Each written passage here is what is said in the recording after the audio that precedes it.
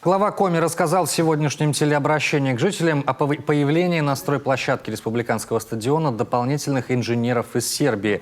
Подрядчик там, напомним, работает иностранный. Завершены работы по устройству холодоснабжения ледовой арены запасного поля. Ведутся работы на основном поле стадиона. Завершается монтаж металлоконструкций навеса над западной трибуной. Продолжается внутренняя отделка помещений, монтаж инженерных систем, асфальтирование территории. Завершены работы по наружным тепловым сетям. Также Владимир Ойба рассказал о финподдержке социальных предпринимателей из Жешурта. Субсидии получили 4 проекта на общую сумму почти 5 миллионов рублей.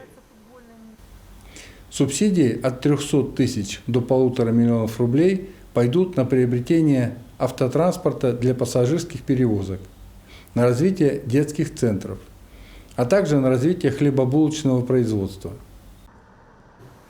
В августе аналогичные конкурсные процедуры прошли в моногороде Емва. В ноябре поддержку получит Воркута.